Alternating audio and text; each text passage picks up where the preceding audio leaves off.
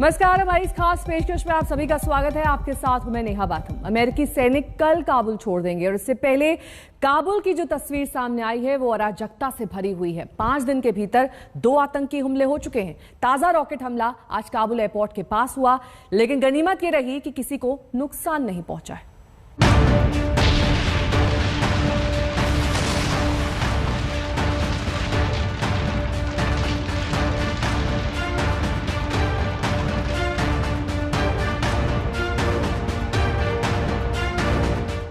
धू धू कर जलती सड़क किनारे खड़ी कार,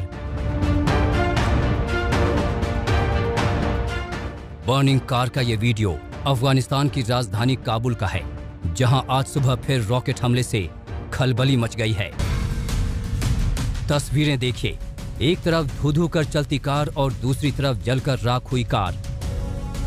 रविवार शाम हुए अमेरिकी ड्रोन हमले की गूंज अभी थमी भी नहीं थी कि एक के बाद एक कई रॉकेट के धमाकों से काबुल शहर हिल गया। इस हमले की अब तक किसी ने जिम्मेदारी नहीं ली है। सोमवार सुबह काबुल शहर के खैर खाना इलाके से ये रॉकेट दागे गए। इनके निशाने पर था काबुल एयरपोर्ट, जहां अब भी अमेरिकी सैनिक मौजूद हैं। मगर इससे पहले कि ये रॉकेट काबुल एयरपोर्ट को निशाना बनाते, Kabul airfield defence system in पर टूट पड़ा।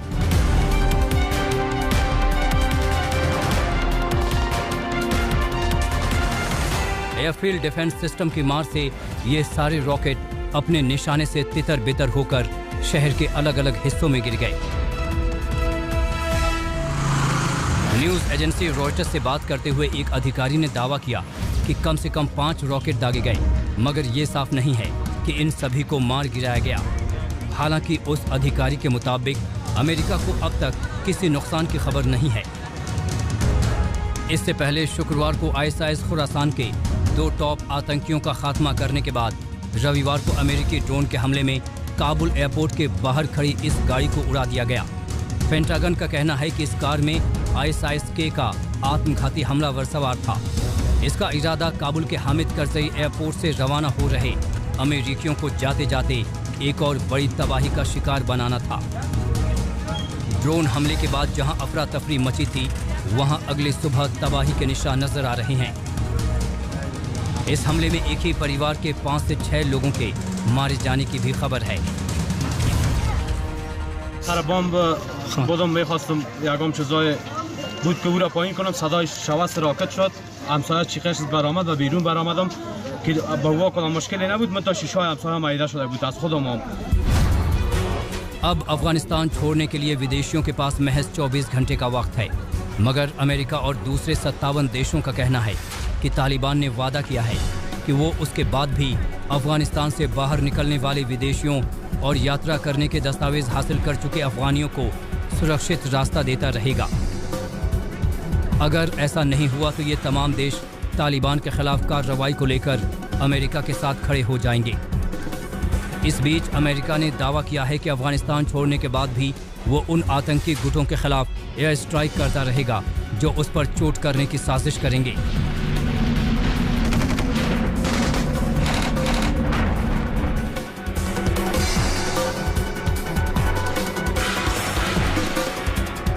यमन, सोमालिया, सीरिया, लीबिया और अब अफगानिस्तान में जहां अमेरिकी फौज नहीं है, वहां भी अमेरिका आतंकियों के खिलाफ एयर स्ट्राइक करता रहेगा। जहां तक आईएसआईएस की बात है, तो अमेरिका के सुरक्षा सलाहकार का दावा है कि उसके पास अफगानिस्तान से बाहर अमेरिकियों को निशाना बनाने की ताकत नहीं है, कम से कम इस वक्त तो नहीं है। मगर उसके जाते ही अफगानिस्तान में आईएसआईएस खुरासान कितना ताकतवर होगा और अमेरिका को निशाना बनाएगा या नहीं, ये आशंका अमेरिका को भी सताती रहेगी। काबुल से अहमद नवीद काविश और एजातुल्ला अहमद जई के साथ आज तक ब्यूरो। आज का दिन बाकी काबुल होगा खाली। जी हां, 31 अगस्त तक की वो डेडलाइन आ चुकी है जिसकी चर्चा पिछले कई दिन से हो रही है। 31 अगस्त यानी विदेशी फौज के अफगानिस्तान से जाने का आखिरी दिन। ब्रिटेन, फ्रांस, जर्मनी समेत कई देशों की सेना काबुल से निकल चुकी है। सारी निगाहें अमेरिकी सैनिकों की वतन वापसी पर है।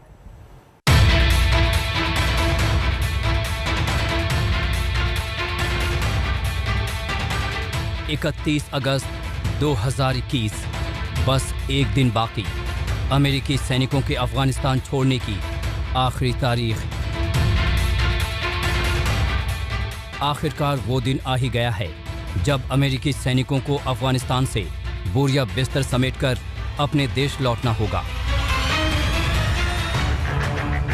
आज 30 अगस्त है और कल आखिरी तारीख। इस लिहाज से अमेरिकी सैनिकों के लिए अफगानिस्तान में आज आखिरी वर्किंग डे है, क्योंकि कल उन्हें हर हाल में अफगानिस्तान छोड़ देना होगा। अमेरिका का आखिरी सैनिक अफगानिस्तान छोड़े इससे पहले की तारीख देख लीजिए। काबुल में आग के गोले उठ रहे हैं, रॉकेट हमले हो रहे हैं, लगता है काबुल जल रहा हो। काबुल में पूरी तरह अराजक मंजर पसरा है।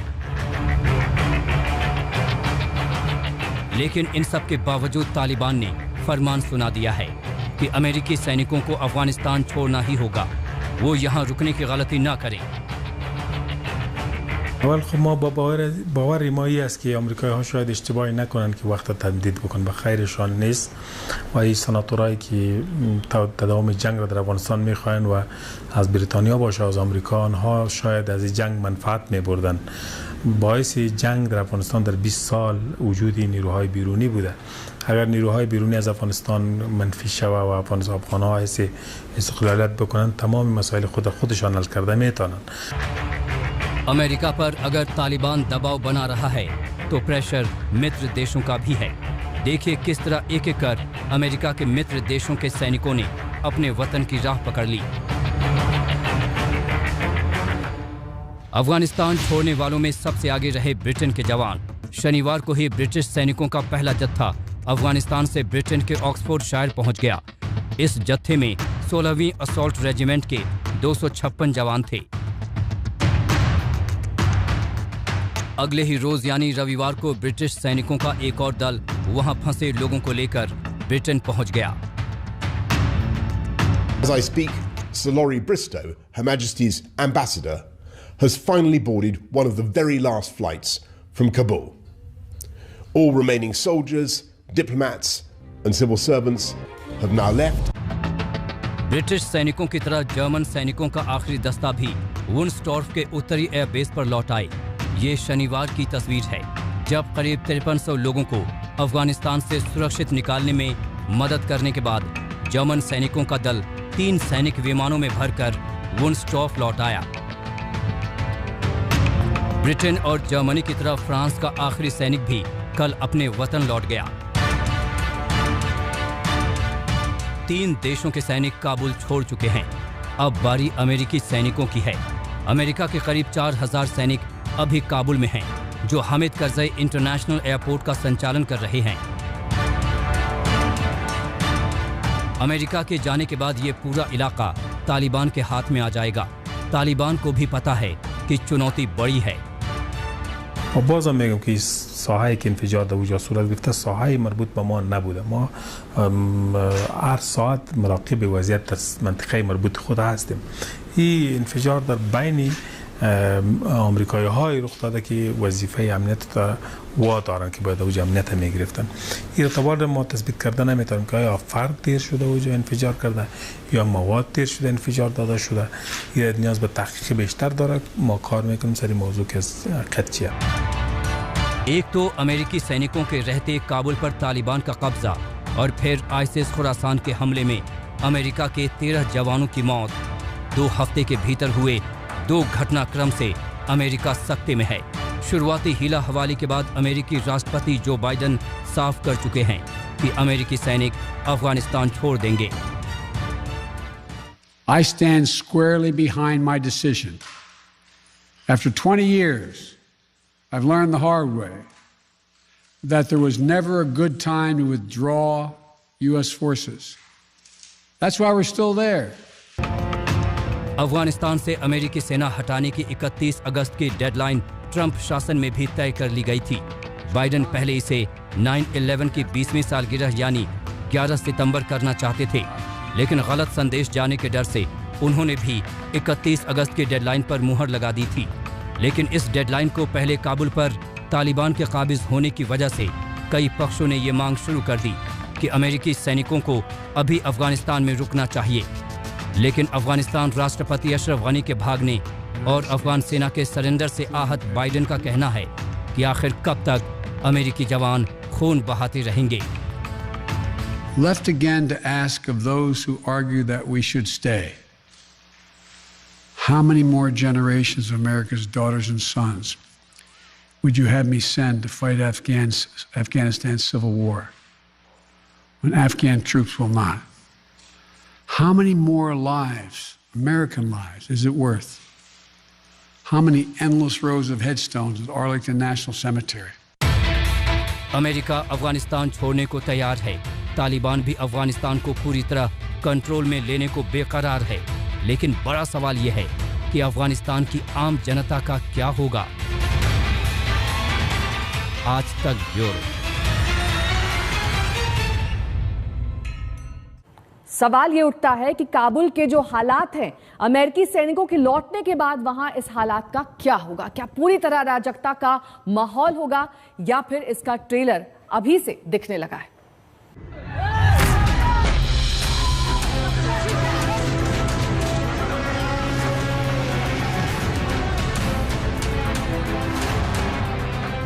ये काबुल का हामिद करजई इंटरनेशनल एयरपोर्ट है।